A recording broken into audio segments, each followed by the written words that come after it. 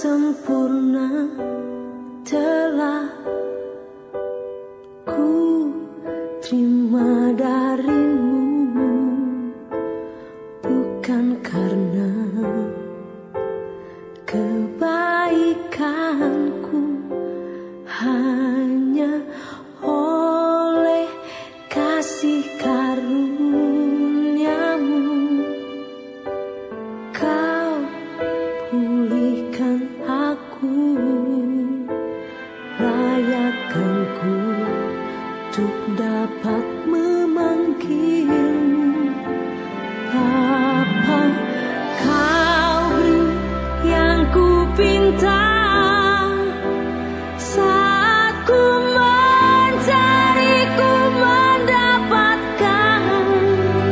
Ku ketuk pintumu dan kau bukakan, sebab kau Bapa-Ku, Bapa yang kekal. Takkan kau biarkan aku melangkah hanya sendirian. Kau selalu ada bagiku, sebab kau Bapa-Ku, Bapa yang kekal.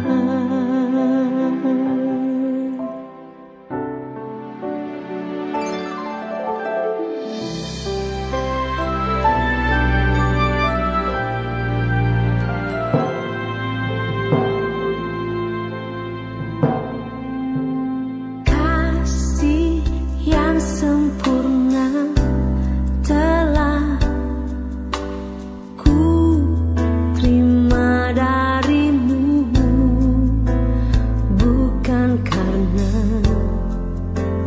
kebaikanku, hanya oleh kasih karuniamu. Kau pulihkan aku, layakkanku untuk dapat memanggilmu Bapa. Kau beri yang ku pinta. Shalom Jemaat Gereja Kristen Jakarta. Gereja memberikan layanan ibadah online bagi jemaat. Lalu apa saja ya yang harus dipersiapkan? Pilihlah jam ibadahmu dan ikuti tepat waktu. Jangan sampai terlambat ya. Berpakaian rapi dan sopan, seperti kondisi jemaat akan pergi ke gereja. Siapkan Alkitab dan alat tulismu ya. Duduklah dengan posisi yang baik agar tetap fokus. Hindari untuk berbaring ataupun sambil melakukan kegiatan lain di rumah. Berdoalah secara pribadi untuk mempersiapkan hati kita mengikuti ibadah ya. Berpartisipasilah aktif dalam beribadah, seperti ajakan untuk berdiri atau duduk, menyanyikan pujian, dan mendengarkan firman Tuhan dengan tetap fokus. Persembahan dapat jemaat berikan melalui transfer ke rekening gereja lokal masing-masing ya. Ikutilah ibadah online sampai selesai. Mohon bimbingan orang tua untuk dapat mengajak anak merenungkan firman melalui ibadah online sekolah minggu.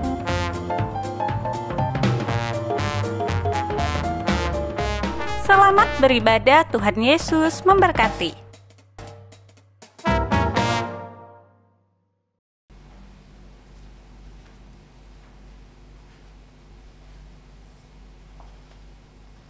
Shalom saudara terkasih di dalam Tuhan. Shalom. Hari ini bersama-sama kita kembali mau beribadah, kita mau masuk dalam hadirat Tuhan. Mari kita semua, kita persiapkan hati kita. Kita persiapkan seluruh keberadaan kita untuk masuk dalam hadirat Tuhan. Mari bersama-sama kita bersaat teduh.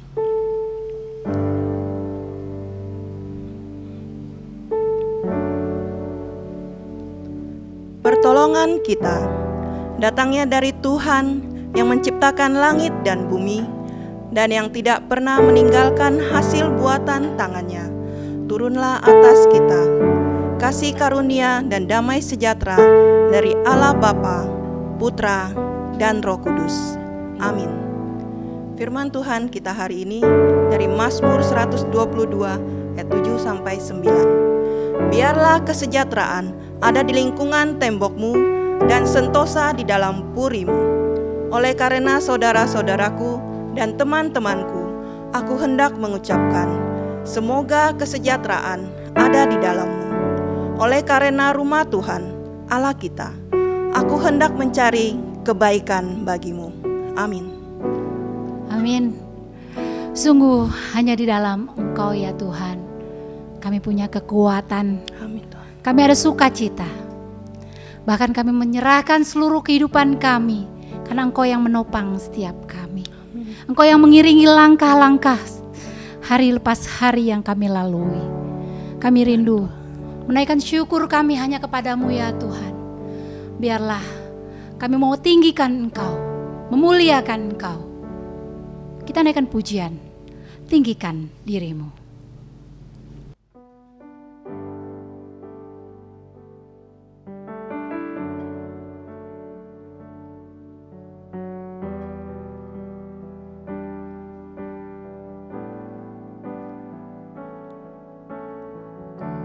Bersyukur padamu Tuhan atas kasih-Mu.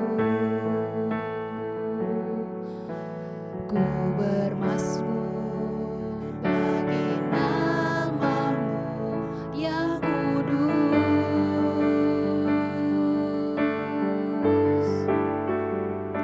sebab Engkau kebenaranku, padamu ku percaya. Betapa mulianya Tuhanku, ku rindu menyatakan, tinggikan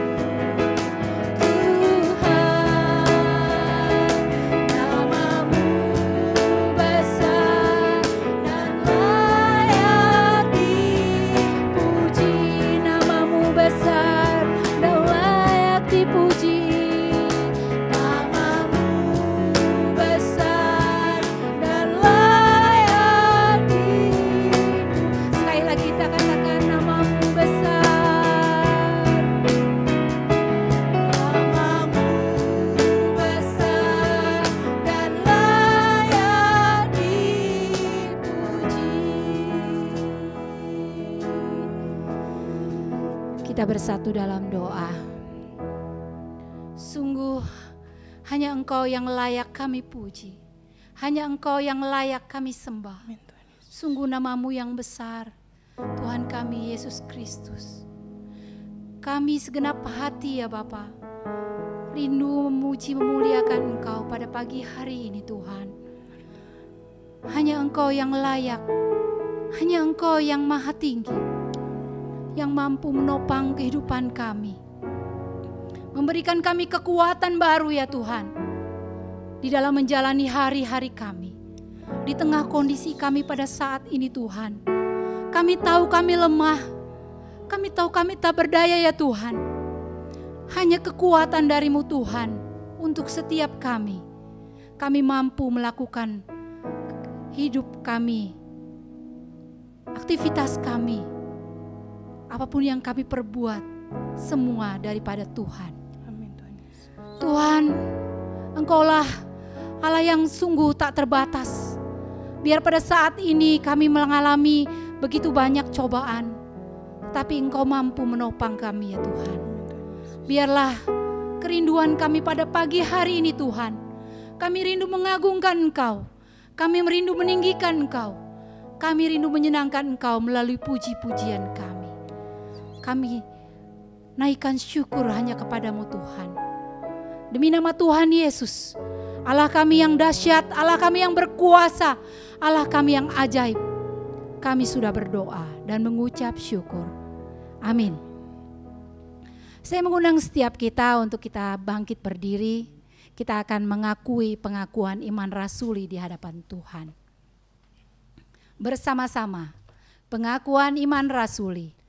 Aku percaya kepada Allah, Bapa yang Maha Kuasa, Khalik langit dan bumi, dan kepada Yesus Kristus anaknya yang tunggal Tuhan kita, yang dikandung daripada Roh Kudus, lahir dari anak darah Maria, yang menderita sengsara di bawah pemerintahan Pontius Pilatus, disalibkan, mati dan dikuburkan, turun ke dalam kerajaan maut.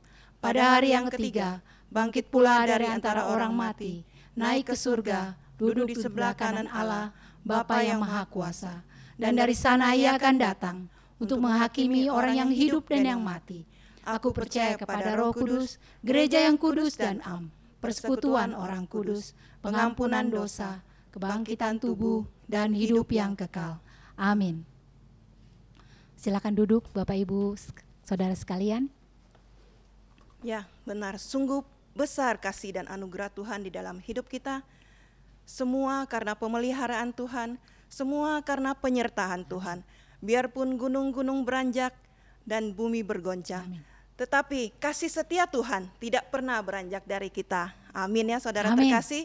Mari kita naikkan pujian ini. Sungguh Tuhan, hatiku percaya.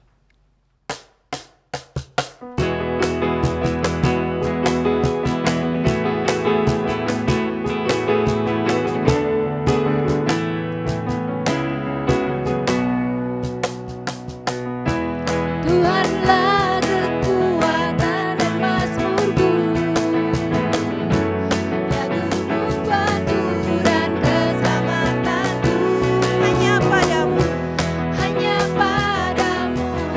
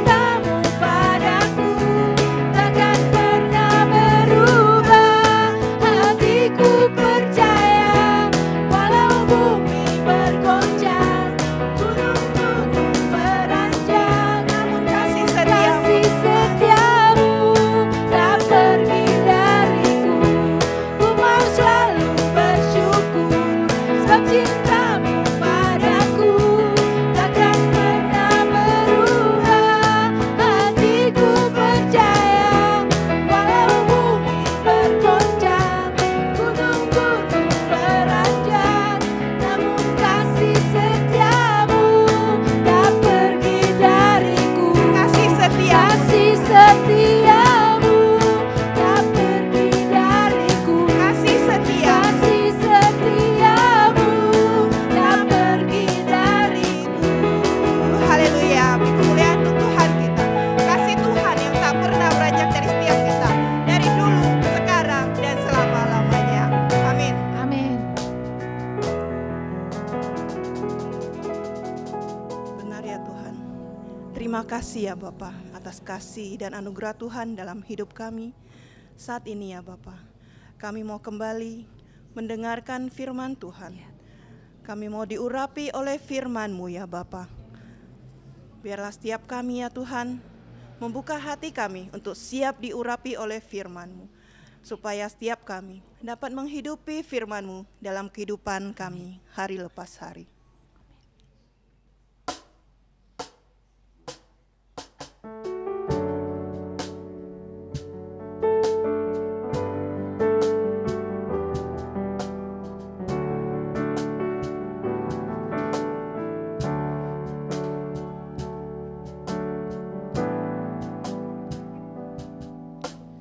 Ku rindu setiap waktu hidupi kebenaran-Mu, bukan dengan kuatku, namun karena Roh-Mu.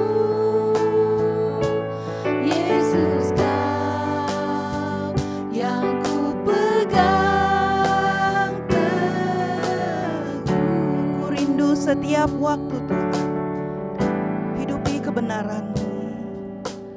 Ku rindu setiap waktu hidupi kebenaran-Mu, bukan dengan kuatku, namun karena Roh-Mu.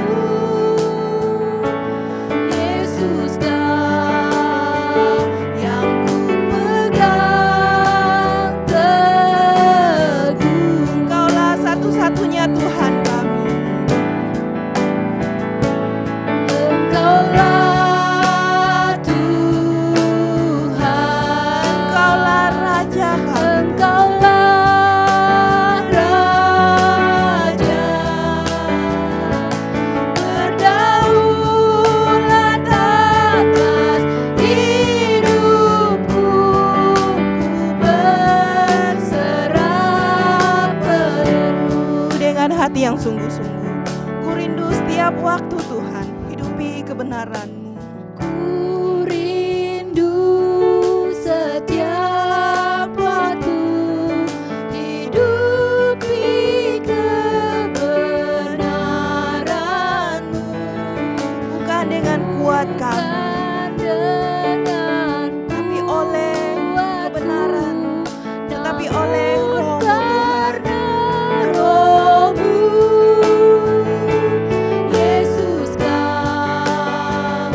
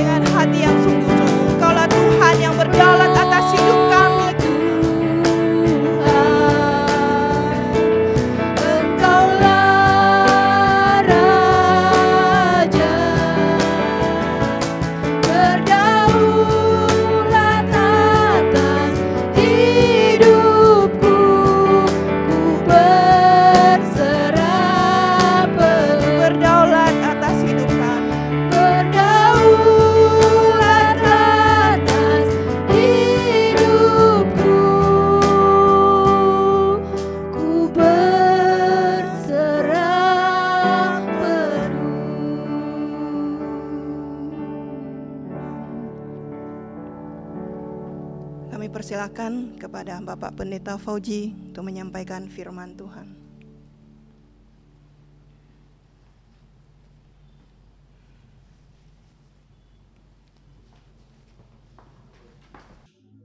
Shalom jemaat yang dikasihi Tuhan, kita mengucap syukur kepada Tuhan karena Tuhan masih memberikan kita kesempatan untuk boleh beribadah di minggu kedua bulan November ini. Sungguh anugerah Tuhan luar biasa dalam hidup kita. Sebelum kita merenungkan firman Tuhan, mari kita mohon pimpinan Tuhan di dalam doa. Tuhan yang penuh kasih dan rahmat, pagi hari ini izinkan kami untuk menghampiri tahta-Mu yang kudus, mendengarkan suara-Mu melalui hamba-Mu, agar setiap kami pagi hari ini dicerahkan, baik dalam pikiran dan dalam jiwa kami, meluruskan jalan-jalan kami, dan biarlah hidup kami senantiasa memperkenankan hati-Mu. Bersabda kami siap mendengar, demi nama Tuhan Yesus kami berdoa. Amin. Saudara-saudara yang dikasihi Tuhan, firman Tuhan kepada kita pada pagi hari ini diberi judul, Jangan Dendam, Nanti Kasih Padam. Firman Tuhan terambil dari 1 Samuel pasal 24 ayat 11 sampai ayat yang ke-12. Sekali lagi 1 Samuel pasal 24 ayat 11 sampai ayat yang ke-12. Izinkan saya akan membacakannya bagi kita dan saudara-saudara mengikuti pembacaan ini di dalam hati masing-masing. Demikianlah firman Tuhan. Sekali lagi 1 Samuel 24 ayat 11 dan 12. Ketahuilah, pada hari ini matamu sendiri melihat bahwa Tuhan sekarang menyerahkan engkau ke dalam tanganku dalam gua itu. Ada orang yang telah menyuruh aku membunuh engkau, tetapi aku merasa sayang kepadamu karena pikirku, aku tidak akan menjamah tuanku itu, sebab dialah orang yang diurapi Tuhan. Lihatlah dahulu ayahku, lihatlah kiranya punca jubahmu dalam tanganku ini. Sebab dari kenyataan bahwa aku memotong punca jubahmu dengan tidak membunuh engkau, dapatlah kau ketahui dan kau lihat, bahwa tanganku bersih daripada kejahatan dan pengkhianatan, dan bahwa aku tidak berbuat dosa terhadap engkau, walaupun engkau ini mengejar-ngejar aku untuk mencabut nyawaku. Saudara-saudara yang dikasihi Tuhan, ada satu adagium yang dianut oleh sebagian orang, bunyinya demikian.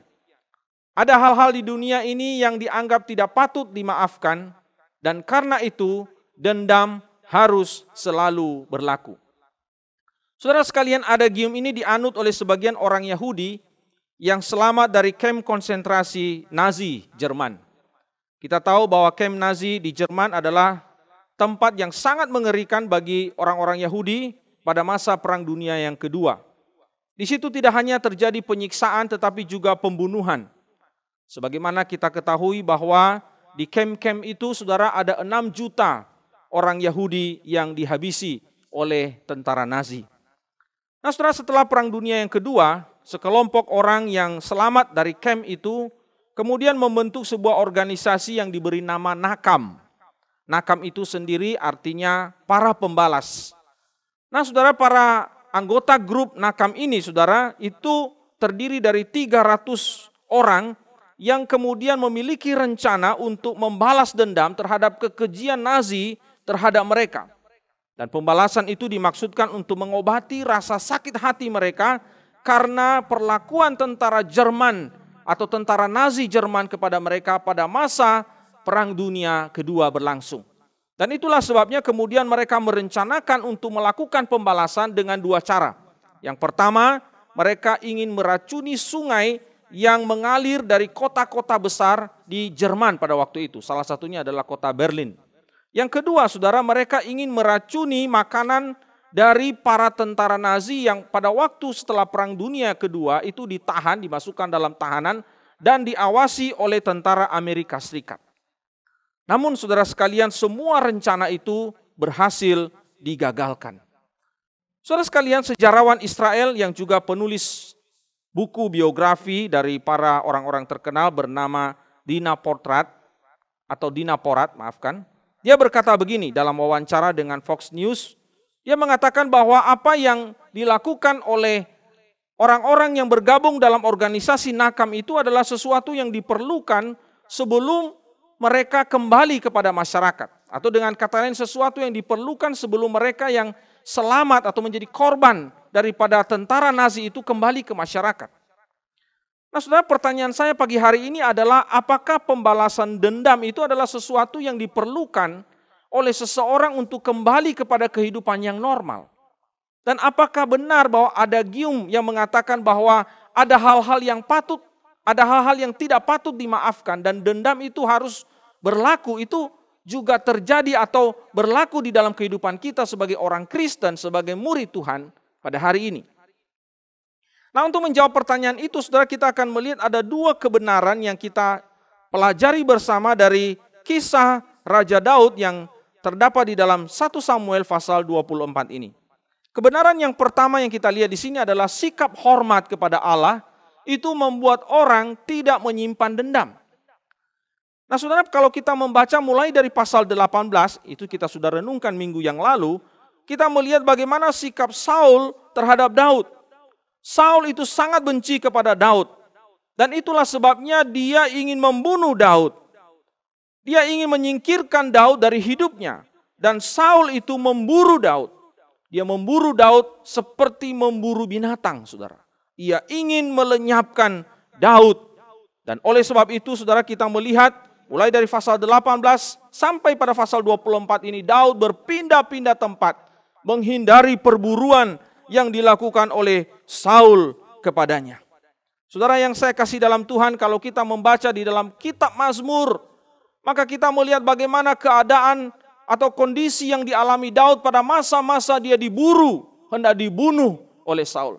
Bagaimana kepedihan hatinya, bagaimana tekanan-tekanan yang dialaminya, bagaimana ketakutannya, bagaimana ketidakpastiannya, bagaimana penderitaan yang dialami oleh seorang Daud pada masa Saul itu memburunya seperti memburu binatang. Saudara yang saya kasih dalam Tuhan, tidak hanya itu. Saul juga menyakiti hati Daud dengan dia merencanakan untuk menikahkan Daud dengan putrinya. Dan kita tahu kemudian akhirnya ternyata putri yang hendak dinikahkan kepada Daud itu justru diberikan kepada orang lain, saudara. Dan tidak hanya itu, saudara, yang lebih menyedihkan lagi, pada waktu Daud itu, saudara, terusir atau dia dalam pengembaraan dan dia meninggalkan keluarganya, istrinya yang bernama Mikal yang adalah anak Saul itu juga kemudian diberikan kepada orang lain, saudara, menjadi istri orang lain. Bukankah itu adalah sesuatu yang sangat menyedihkan, sesuatu yang sangat memedihkan hati seorang Daud? Namun Daud sama sekali tidak menaruh dendam dan sakit hati kepada Saul. Pada suatu ketika Saul membuang hajat di sebuah gua, saudara, dan ternyata Daud dan anggota-anggotanya, pasukannya itu berada di dalam gua yang sama. Dan ini sebenarnya adalah kesempatan yang sangat baik dan sangat besar untuk membalas dendam. Kalau Daud memiliki dendam kepada Saul, ia bisa saja membunuh Saul. Namun Daud dikatakan tidak melakukannya. Ia justru bahkan melarang orang-orang yang ada di sekitarnya untuk menyentuh Saul atau membunuh Saul. Bahkan ketika mereka berkata, Tuhan menyerahkan dia ke dalam tanganmu, ini kesempatanmu, ini saat yang baik sekali. Namun Daud tidak melakukannya. Saudara yang saya kasih dalam Tuhan, kenapa Daud tidak menaruh dendam kepada Saul? Kenapa dia tidak membalaskan perbuatan Saul kepadanya? Bukankah Saul itu sungguh keterlaluan dan sudah di luar batas? Mengapa, saudara? Jawabannya adalah karena Daud itu menghormati Allah. Saul adalah orang yang diurapi oleh Allah. Itulah sebabnya Daud menghormati Saul sebagai orang yang diurapi Allah. Daud mengatakan demikian, sebab dialah orang yang diurapi oleh Tuhan. Saudara sekalian, di dalam banyak sekali peristiwa Daud selalu mengulangi kata ini. Saul adalah orang yang diurapi oleh Tuhan. Dan karena Daud adalah seorang yang menghormati Tuhan di dalam hidupnya, maka dia menghormati orang yang diurapi oleh Tuhan. Itulah sebabnya dia tidak menyentuh Saul. Dia tidak membunuh Saul. Sebab kalau dia membunuh Saul, itu sama saja artinya dia menghina Tuhan. Dia tidak menaruh hormat kepada Tuhan yang telah mengurapi Raja Saul. Saudara yang saya kasih dalam Tuhan, di dalam ayat yang ke-11 dikatakan, aku merasa sayang kepadamu. Itulah sebabnya aku tidak membunuhmu. Itulah sebabnya aku tidak menyentuhmu. Dan kata aku merasa sayang kepadamu ini sebenarnya lebih tepat diterjemahkan, tetapi aku menyelamatkan engkau. Artinya saudara sekalian, bahwa Daud tidak mau membunuh Saul. Dia mau menyelamatkan Saul karena Daud itu menghormati Tuhan yang telah mengurapi Saul menjadi raja atas Israel. Nah saudara yang saya kasih dalam Tuhan, ini adalah prinsip yang sangat penting yang perlu kita ketahui di dalam hidup kita sebagai murid Tuhan. Kadangkala kita harus akui bahwa perlakuan orang lain kepada kita seringkali menyebabkan kita menaruh dendam dan sakit hati. Dan ada keinginan di dalam diri kita untuk melakukan pembalasan kepada orang yang pernah menyakiti hati kita. Atau orang yang pernah berbuat jahat kepada kita. Jujur saudara harus kita akui, jika ada kesempatan seperti yang dialami oleh Daud, maka kesempatan itu tidak akan kita lewatkan. Kesempatan itu tidak akan kita sia-siakan. Bahkan kita mungkin mencari pembenaran rohani, alasan yang rohani, alasan yang alkitabiah untuk bisa membalaskan perbuatan jahat orang lain terhadap kita. Sesungguhnya ketika kita menaruh dendam dan membalas kejahatan orang lain kepada kita, kita membalaskan itu, sesungguhnya saudara harus tahu satu hal, bahwa kita sedang menunjukkan bahwa kita tidak menghormati Allah di dalam hidup kita. Kenapa saudara? Ada beberapa alasan. Yang pertama, karena dengan kita dendam kepada orang lain, itu sebenarnya kita sedang menunjukkan bahwa kita sedang melawan perintah Tuhan. Bukankah Tuhan memberikan perintah kepada kita, kasihilah musuhmu? Bukankah Tuhan memberikan perintah kepada kita, kalau orang tampar pipi kananmu, berikan pipi kirimu? Tetapi ketika kita menaruh dendam di dalam hati kita, bahkan membalaskan sakit hati kita kepada orang lain, bukankah itu menunjukkan bahwa kita dengan terang-terangan melawan Tuhan? Dan kalau kita melawan Tuhan, itu berarti kita tidak menghormati Tuhan di dalam hidup kita. Yang kedua, saudara, jika kita membalas perbuatan orang jahat kepada kita, maka sesungguhnya kita tidak menghormati Allah yang telah menciptakan manusia ciptaannya itu. Saudara, kita tahu bahwa Allah menciptakan manusia, dikatakan oleh Alkitab sungguh amat baik. Tetapi dosalah yang membuat manusia akhirnya menjadi begitu rusak, begitu buruk. Dan sekali lagi saya mau katakan bahwa bukan karena manusianya, tetapi karena dosanya. Karena dosalah yang membuat manusia itu melakukan kejahatan kepada sesamanya. Dan itu juga yang mungkin kita alami di dalam hidup kita, perlakuan orang lain kepada kita. Dan kalau kita kemudian membalaskan, melakukan sesuatu yang sama dengan apa yang orang lain lakukan terhadap kita, itu juga menunjukkan bahwa kita menghina Allah. Kita tidak menghormati Allah yang menciptakan orang itu. Menciptakan dia, bukan di dalam dosanya, tetapi menciptakan dia sungguh amat baik. Dan itu ketika kita melakukannya, kita membalaskan dendam kita kepada orang lain, itu sama saja kita menghina Allah sebagai pencipta. Yang ketiga, jika kita menaruh dendam kemudian kita membalaskan dendam itu, maka itu sama saja kita mengambil alih hak Allah. Alkitab mengatakan di dalam Roma pasal 12 ayat 19, pembalasan adalah hakku, akulah yang menuntut pembalasan. Maka ketika kita mengambil alih hak Allah di dalam hidup kita, itu sama saja kita menghina Allah karena tindakan kita itu. Dan di dalam ayat yang ke-13, Daud berkata kepada Saul, Tuhan kiranya membalaskan aku kepadamu, tetapi tanganku tidak akan memukul engkau. Saudara, Daud sungguh-sungguh menaruh hormatnya kepada Allah.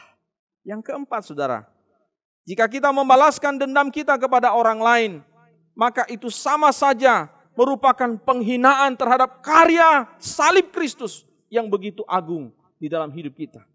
Saudara, kenapa saya katakan ini adalah sebuah penghinaan? Sebab kematian Kristus di atas kayu salib sesungguhnya telah membawa perdamaian antara kita dengan Allah, tetapi juga membawa pendamaian antara kita dengan sesama.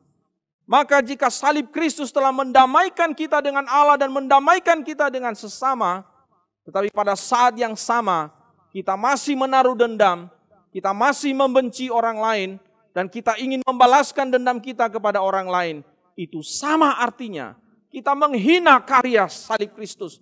Kita menghina perbuatan Allah yang sangat besar yang kita selalu nyanyikan, agungkan betapa luar biasanya kasih-Nya. betapa luar biasanya pengampunannya di dalam kehidupan kita, umatnya. Nah saudara, ini prinsip yang sangat penting dan harus kita ketahui. Jika kita di dalam hidup kita, pada waktu orang lain menyakiti kita, pada waktu orang lain memusuhi kita, pada waktu orang lain mungkin melakukan perbuatan-perbuatan yang tidak pantas terhadap hidup kita, kita harus ingat bahwa kita tidak boleh menaruh dendam. Kita tidak boleh membalaskan perbuatan jahat orang lain kepada kita, karena kita menghormati Allah di dalam hidup kita. Seorang wanita berkulit hitam yang tua renta dengan perlahan-lahan bangkit berdiri di sebuah ruang pengadilan di Afrika Selatan beberapa puluh tahun yang lalu. Umurnya kira-kira 70 tahun. Dari raut wajahnya saudara kelihatan tergores penderitaan yang dialaminya selama bertahun-tahun. Dan di depannya saudara berdiri seorang pria kulit putih yang bernama Mr. Van der Broek. Saudara sekalian, Van der Broek dinyatakan bersalah karena membunuh anak laki-laki dan suami dari wanita tua yang berumur 70 tahun itu. Beberapa tahun yang lalu, saudara, pria itu datang ke rumah wanita itu. Dan kemudian dia mengambil anaknya, menembaknya, dan kemudian membakar anaknya. Kemudian saudara, beberapa tahun kemudian dia datang kembali lagi, saudara. Dia mengambil suami daripada wanita itu dan menyeretnya ke sebuah tempat di tepi sebuah sungai, disaksikan oleh wanita itu. Dia melihat suaminya diikat, disiksa, dan kemudian dia dibakar dengan bensin. Saudara yang saya kasih dalam Tuhan, kata-kata terakhir yang didengar oleh wanita itu yang keluar dari mulut suaminya sebelum suaminya itu meninggal, dia berkata, "Bapa, ampunilah mereka." Belum lama berselang kemudian Mr. Van der Broek itu ditangkap, diadili dan kemudian dinyatakan bersalah. Dan pada saat itu saudara, ketika wanita itu berdiri di dalam ruangan pengadilan itu, hakim bertanya, "Jadi apa yang Anda inginkan? Apa yang harus dilakukan pengadilan terhadap orang ini yang secara brutal telah menghabisi keluarga Anda?" Wanita itu kemudian menjawab, "Saya menginginkan 3 hal. Yang pertama, saya ingin pergi ke tempat suami saya dibunuh. Saya ingin mengumpulkan abunya dan saya ingin menguburkannya secara terhormat. Yang kedua, Pak Hakim, saya hanya punya 1 orang suami dan 1 orang anak. Dan karena mereka semua telah pergi, saya ingin mengangkat Van der Broek ini menjadi anak saya. Dan saya ingin 2 kali dalam sebulan dia harus pergi ke ghetto. Ghetto itu adalah tempat orang-orang kulit hitam tinggal. Dia harus datang ke tempat itu 2 kali dalam seminggu, dalam sebulan.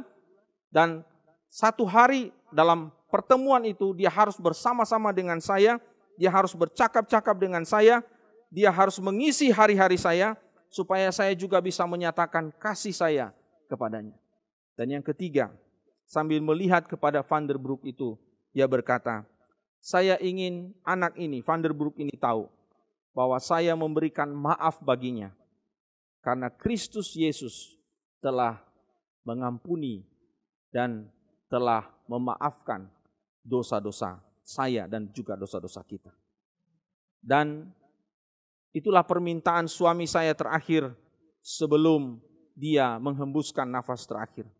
Oleh karena itu saya minta seseorang bisa membantu saya ke depan sehingga saya bisa memeluk Van der Broek itu dan menyatakan kepadanya bahwa saya ingin dan saya benar-benar memaafkannya. Nah, saudara, ketika petugas pengadilan kemudian membawa wanita tua itu ke depan Van der Broek, lalu Van der Broek itu saudara tidak bisa menahan tangisannya, dia menangis dan dia pingsan.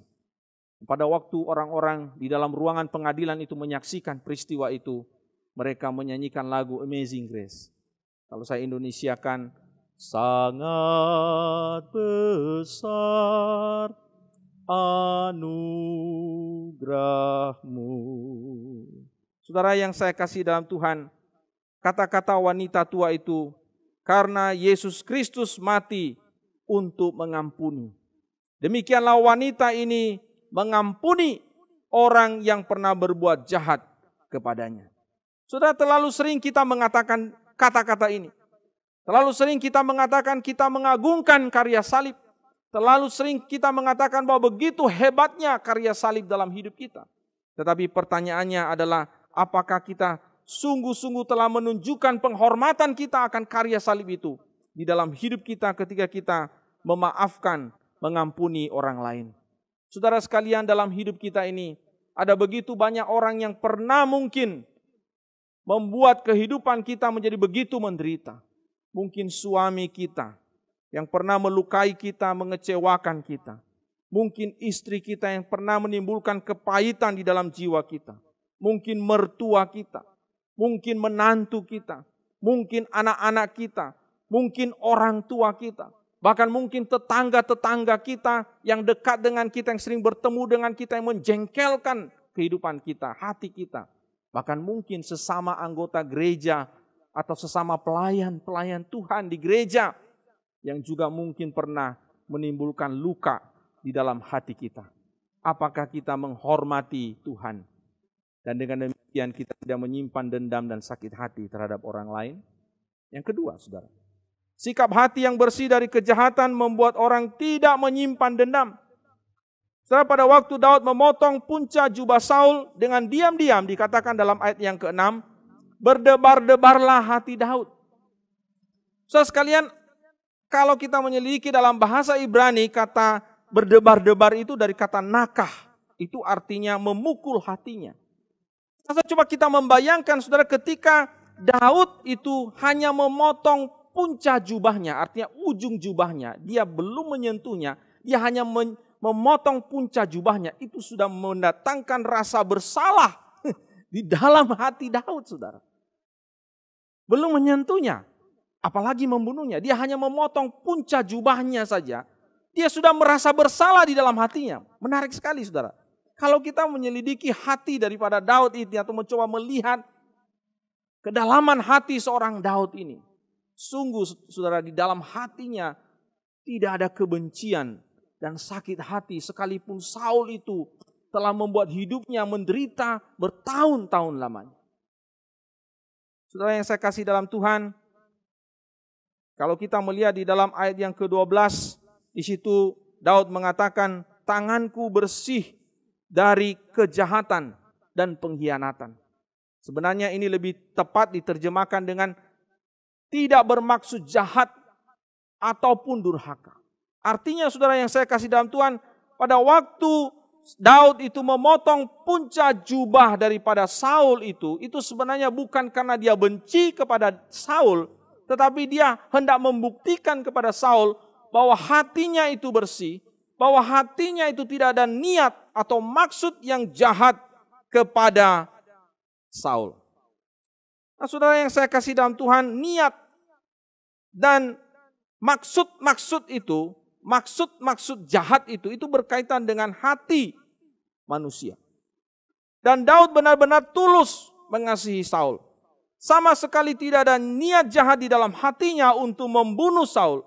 Bahkan ketika kesempatan yang besar itu ada di depan matanya, sama sekali tidak ada niat yang jahat, niat yang timbul di dalam hatinya untuk membalas perbuatan jahat Saul kepadanya. Saudara yang saya kasih dalam Tuhan, terlalu sulit bagi kita menemukan hati yang bersih seperti ini, bukan? Terlalu sulit. Saya mau katakan, dunia ini penuh dengan kepalsuan. Kadangkala perbuatan yang baik yang dicitrakan, dinyatakan kepada sesama, kepada orang lain, sebenarnya membungkus niat, maksud-maksud yang jahat, yang terselubung, yang belum dinyatakan. Dan pada saat itu dinyatakan, maka kejahatan itu akan diluapkan dengan tanpa terkendali. Kita hidup dalam dunia yang penuh kepura-puraan. Kita hidup dalam dunia yang penuh dengan kepalsuan. Seolah-olah baik, seolah-olah aman. Tetapi sesungguhnya di dalam itu menyimpan sesuatu yang suatu saat itu akan meledak. Daud adalah seorang yang selalu menjaga hatinya untuk selalu bersih dari kecemaran dan kejahatan. Di dalam Mazmur pasal 139 ayat 23, Daud berkata, Selidikilah aku ya Allah dan kenalah hatiku. Ujilah aku dan kenalah pikiran-pikiranku. Dalam Mazmur pasal 26 ayat 2 dikatakan, ujilah aku ya Tuhan dan cobalah aku. Perhatikan, selidikilah batinku dan hatiku. Saudara sekalian, Daud memiliki hati yang selalu ingin dibersihkan, disucikan, diselidiki oleh Allah. Namun sekalipun demikian, Daud tidak boleh terlalu kita agungkan. Karena Daud juga bukan manusia yang sempurna. Hanya Yesus yang memiliki hati yang sempurna di dalam kesucian dan kebersihan. Daud pernah gagal dalam menjaga hatinya. Dia pernah jatuh. Dia pernah pada suatu saat cemar di dalam kehidupannya. Dia merencanakan untuk membunuh Uria. Dan itu kemudian menjadi kenyataan. Tetapi kemudian kita lihat di dalam Alkitab ketika dia sadar akan dosanya. Daud datang kepada Tuhan. Dia menyesal, dia mohon ampun kepada Tuhan. Dengan sungguh-sungguh, dengan air mata. Dengan kehancuran hati. Dia membawa hatinya sudah cemar itu. Untuk dibersihkan oleh Tuhan. Dan dipulihkan oleh Tuhan. Saya katakan kepada saudara bahwa kita pun bisa saja tidak mampu menjaga hati kita dari kecemaran. Hati kita bisa tercemar dengan dendam dan keinginan-keinginan yang terselubung untuk membalaskan perbuatan jahat orang lain kepada kita. Jika ada kesempatan maka kita akan melakukan pembalasan itu. Bahkan pembalasan yang lebih besar dan lebih jahat kepada orang lain. Saudara, saya pernah mendengar dan berkali-kali, dan mungkin juga kita semua mendengar orang berkata begini, oh saya tidak dendam kepadanya. Enggak kok. Padahal sebenarnya di dalam hatinya terbakar, saudara. Terbakar oleh dendam. Kita mungkin juga seringkali mendengar orang berkata, oke, saya memaafkanmu, oke, saya akan menerima permohonan maafmu. Tapi sebenarnya saudara sekalian di dalam hatinya tersimpan sakit hati, tersimpan dendam yang membara, yang suatu saat dia akan lampiaskan dan dia akan balaskan. Saudara sekalian, saya katakan bahwa tidak mudah untuk bisa menjalani kepahitan atau menjalani luka-luka di dalam hidup kita akibat perlakuan orang lain terhadap kita. Saya tidak menganggap remeh perbuatan jahat orang kepada kita. Saya tidak menganggap ringan sikap atau kejahatan orang lain kepada kita. Saya katakan itu bukan hal yang mudah untuk dilupakan, bukan hal yang mudah untuk dilalui. Saya pernah mengalami hal itu, saudara. Saya pernah mengalami perlakuan-perlakuan yang jahat bahkan tidak manusiawi di dalam sejarah hidup saya sampai pada hari ini. Entah dengan kata-kata, entah dengan tindakan yang dalam tanda petik secara manusia itu sulit untuk bisa diterima dan dimaafkan. Tetapi saya dan saudara hari ini mau belajar dari seorang Daud, dari firman Tuhan yang mengajarkan kita tentang hati. Hati kita harus dibersihkan. Hati kita harus disucikan dari segala kecemaran. Saudara yang saya kasih dalam Tuhan, jika kita menaruh sakit hati, dendam, dan keinginan-keinginan untuk membalas perbuatan jahat orang lain kepada kita, sesungguhnya saya mau katakan bahwa hati kita tidak bersih. Hati kita tercemar, bahkan hati kita begitu kotor. Bagaimana Allah bisa bertahta di dalam hati yang demikian? Bagaimana orang bisa menghampiri Allah dengan hati yang demikian? Bagaimana orang bisa memuji Tuhan? Oh haleluya, puji Tuhan dengan hati yang demikian. Bagaimana orang bisa melayani Tuhan dan bersaksi tentang kasih Tuhan kepada orang lain kalau hatinya tercemar, kalau hatinya masih menyimpan dendam, kalau hatinya masih menyimpan rencana untuk membalaskan kejahatan orang lain kepadanya.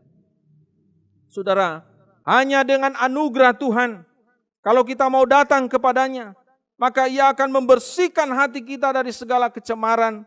Dan Dia akan menaruh hati yang baru di dalam hati kita. Hati yang mau taat kepada Allah. Hati yang mau mengampuni sesama kita.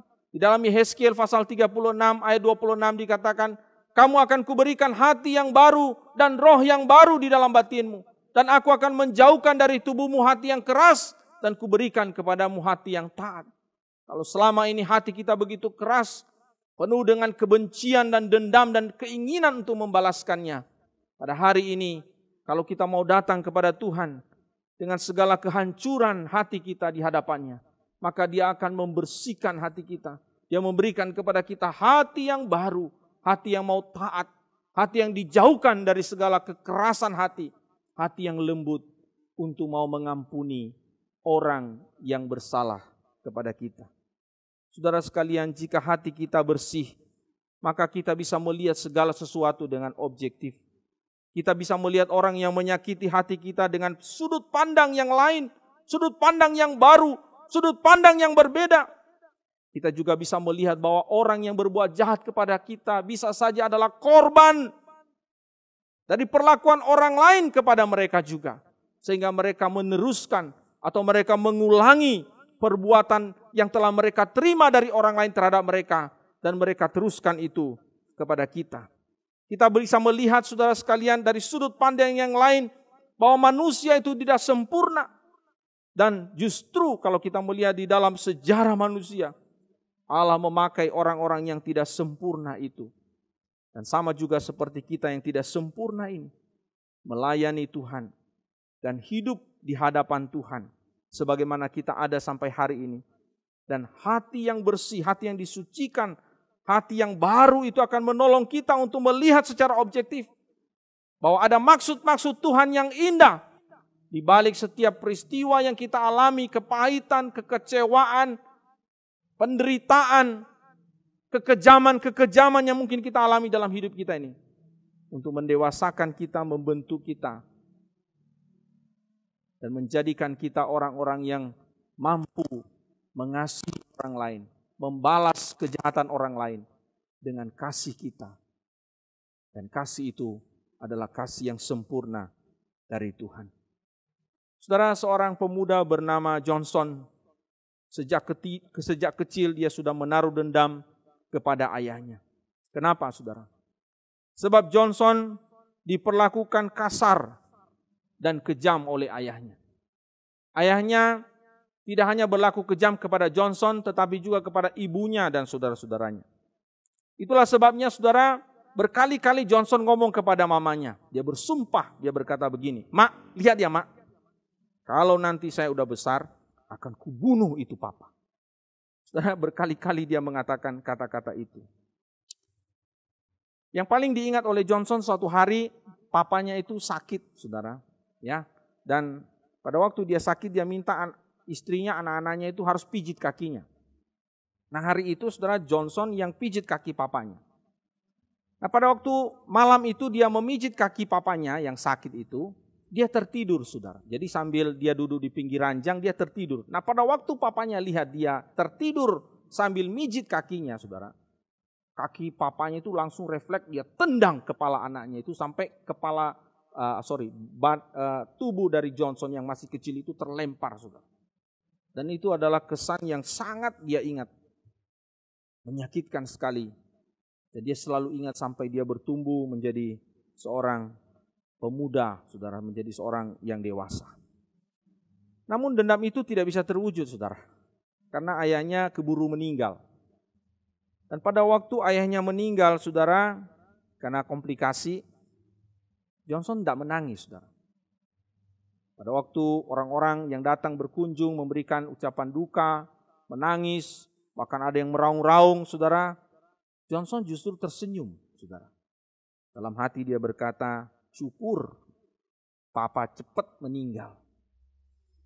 Saudara yang saya kasih dalam Tuhan, setelah ayahnya meninggal, Johnson kemudian tinggal bersama bibinya ya untuk melanjutkan pendidikannya di kota yang lain.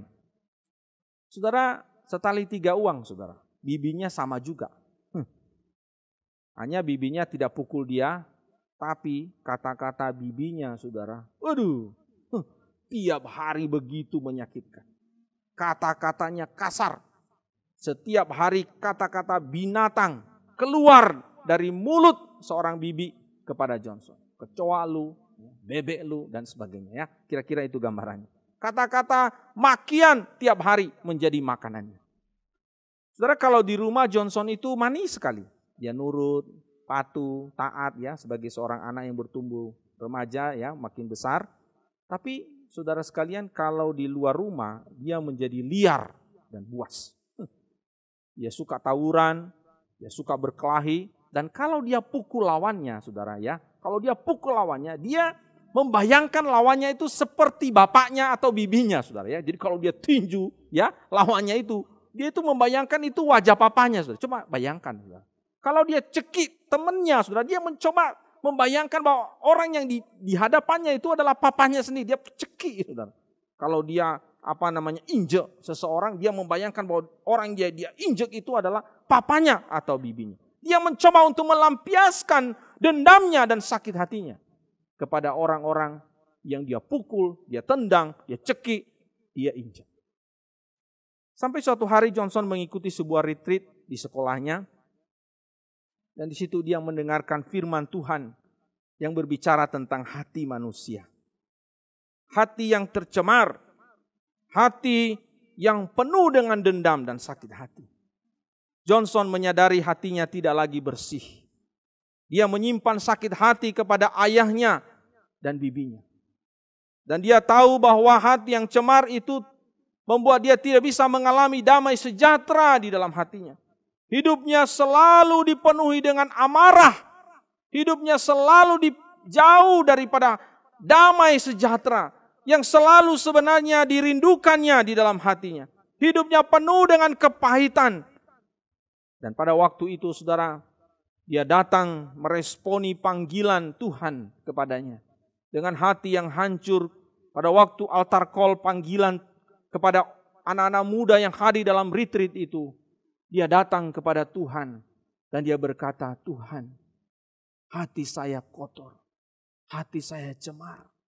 Saya merindukan damai sejahtera Tuhan memenuhi hidup saya. Maka hati yang cemar, hati yang penuh dengan dendam, kepahitan, kemarahan ini, aku mau bawa kepada Tuhan untuk dibersihkan oleh Tuhan. Dan diganti dengan hati yang taat, hati yang baru, hati yang lembut, yang berasal daripada Tuhan. Pada akhirnya saudara Johnson mengalami pembaharuan dari Tuhan.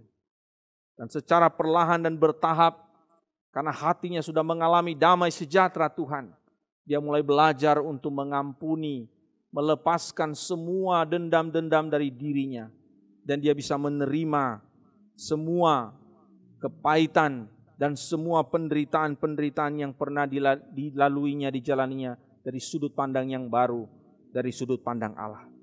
Jemaat yang dikasihi Tuhan, Allah ingin sekali lagi membersihkan hati kita dari segala kecemaran, kepahitan, kekecewaan, dendam, dan amarah. Dan mari kita datang membawa hati kita kepadanya, agar damai sejahtera Tuhan memenuhi hati kita. Pertanyaan saya yang pertama tadi, pembukaan khotbah ini, apakah benar bahwa hal-hal yang tidak patut dimaafkan itu adalah menjadi bagian dari hidup kita? Sebagai murid Tuhan, masih berlakukah? Jawabannya adalah tidak. Karena kita telah mempelajari dua kebenaran penting pada hari ini. Yang pertama, sikap hormat kepada Allah membuat orang tidak menyimpan dendam. Dan yang kedua, sikap hati yang bersih dari kejahatan membuat orang tidak menyimpan dendam. Kiranya firman Tuhan hari ini memperkaya hidup kita dan menolong kita menjadi murid-murid Tuhan yang belajar untuk tidak menyimpan dendam dan belajar untuk mengeluarkan, menyatakan kasih kepada orang-orang yang pernah menyakiti hati kita. Mari kita berdoa. Terima kasih Tuhan untuk firman-Mu. Berkati dalam hidup kami, dalam kami membangun relasi kami dengan orang lain. Biarlah kasih Kristus memenuhi hati kami, sehingga kami mampu untuk mengampuni orang lain. Dan biarlah dua kebenaran yang kami pelajari hari ini akan memperkaya hidup kami, memampukan kami untuk tidak lagi menyimpan dendam kepada orang lain, tetapi justru memaafkan, mengampuni orang lain. Berkati firman-Mu, demi nama Tuhan Yesus kami berdoa. Amin.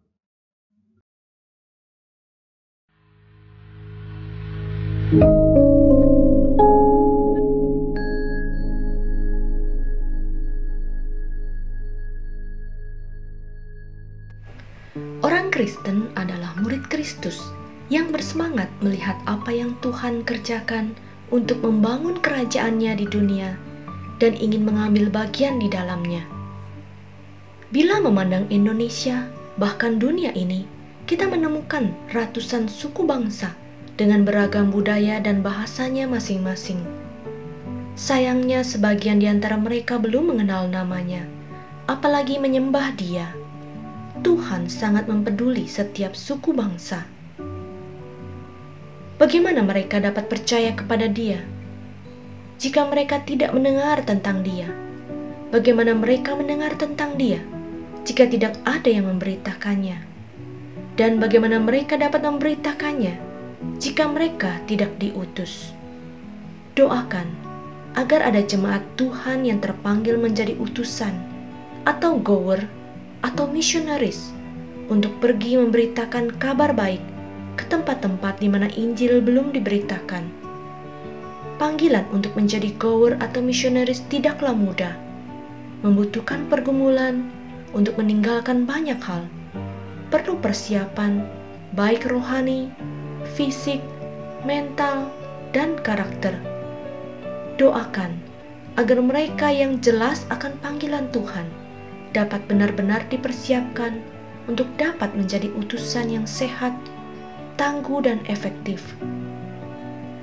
Tuayan memang banyak, tetapi bekerja sedikit.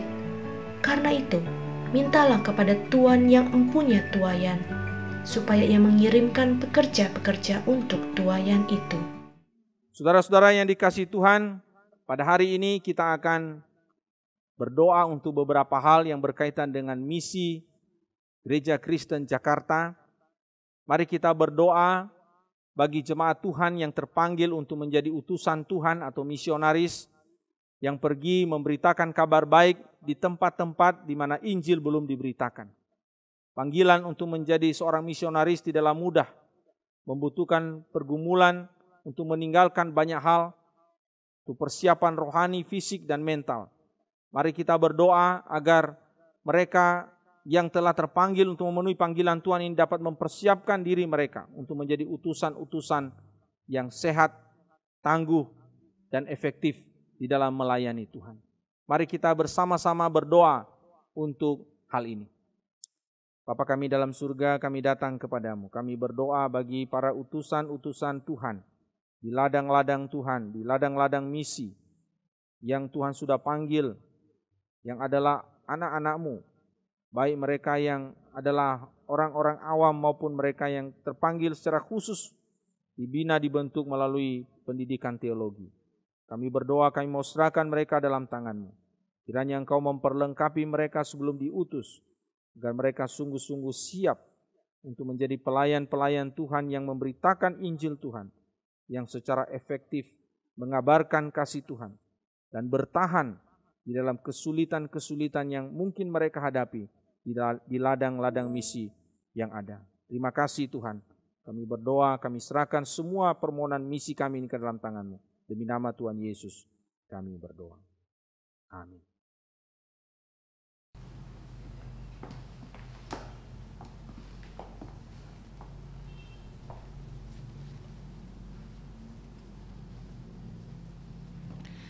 Terima kasih untuk firman Tuhan yang sudah disampaikan pada Bapak Pendeta Pauji Duhu Lagu untuk setiap kita. Biarlah kita menjadi pelaku-pelaku firman Tuhan yang setia. Warta Sinode GKJ hari ini tanggal 8 November 2020. Yang pertama adalah Retreat BPN Sinode periode yang ke-18 akan diadakan pada hari Sabtu dan Minggu tanggal 14 dan 15 November pukul 9 pagi sampai 12 siang yang akan dilangsungkan secara virtual melalui Zoom meeting. Syarat dan ketentuan bagi calon pasutri yang ingin melangsungkan pemberkatan nikah kudus di Gereja Kristen Jakarta dapat dilihat melalui akun Instagram Sinode GKJ. Yang kedua, kelas SMK kedua, saya murid Kristus kedua, akan diadakan pada hari Kamis tanggal 12 November 2020 pukul 7 malam dengan tema Bersatu dalam Kristus. Peserta room 1 dilayani oleh Guru Injil Antoni Samusir. Peserta room 2 akan dilayani oleh Pendeta Elisa Estianto.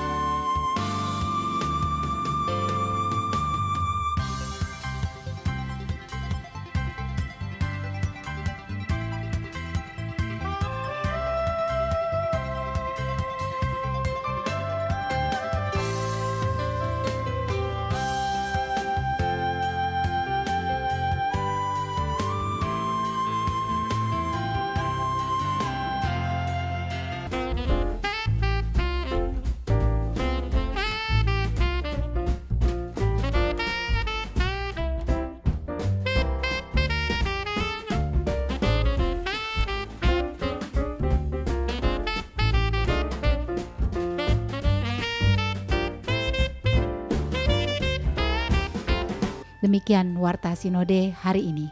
Terima kasih atas perhatian Bapak dan Ibu, saudara-saudari sekalian. Tuhan Yesus memberkati kita. Kita akan memberikan persembahan untuk Tuhan. Kita mau memberikan persembahan dapat ditransfer melalui rekening gereja masing-masing ataupun scan barcode yang ada di layar berikut ini. Kita akan iringi dengan pujian kasih Bapa. Kasih yang sungguh terus memberikan kita penyertaan. Kasih yang terus memberikan kita damai sejahtera. Kasih yang tak berkesudahan untuk setiap kita.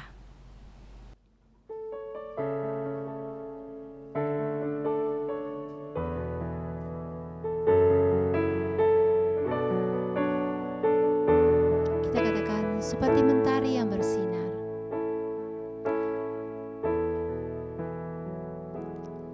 Seperti mentari yang bersinar, seperti itu kasih Bapa,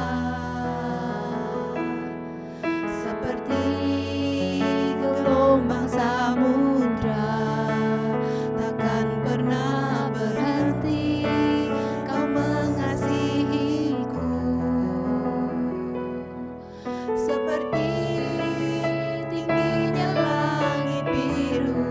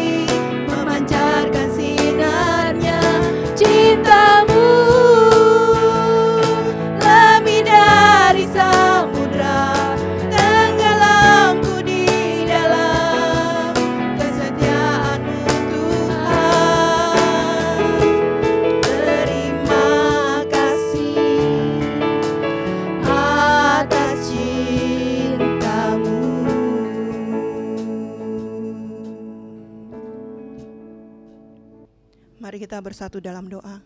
Terima kasih ya Tuhan, sungguh kesempatan yang indah pada setiap kami ya Tuhan, menyatakan ucapan syukur kami lewat persembahan ini. Sungguh Tuhan, biarlah Engkau Tuhan yang menguduskan, yang mensucikan persembahan kami ini, untuk kami pakai ya Bapa, untuk menjadi berkat bagi kemuliaan-Mu ya Tuhan. Tuhan Yesus, ajar kepada setiap kami ya Tuhan, untuk terus ya Bapa mempersembahkan yang terbaik bagi Engkau ya Bapa. Terima kasih ya Tuhan, terpujilah Engkau ya Bapa.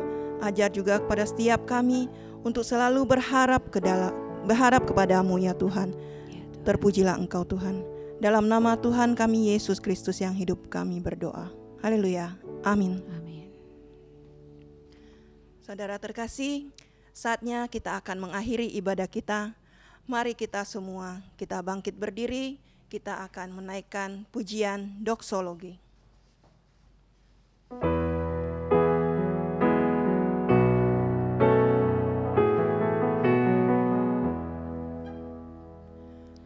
Puji Allah Bapa Putra, puji Allah Roh Kudus,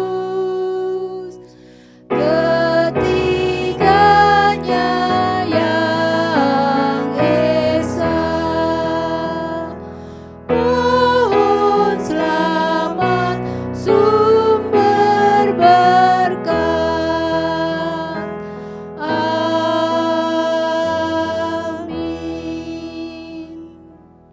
Saudara-saudara yang dikasihi Tuhan, pergilah, jadilah duta-duta Kristus yang membawa kasih Tuhan dan perdamaian bagi dunia ini.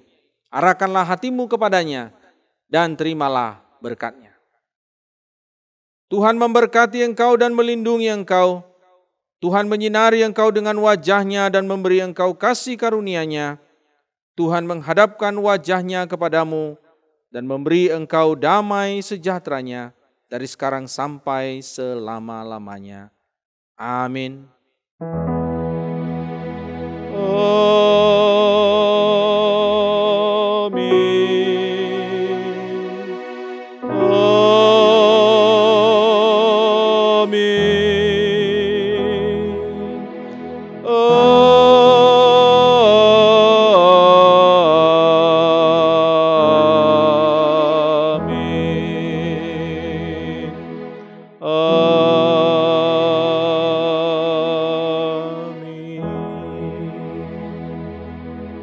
Jemaat duduk kembali, ibadah hari ini selesai.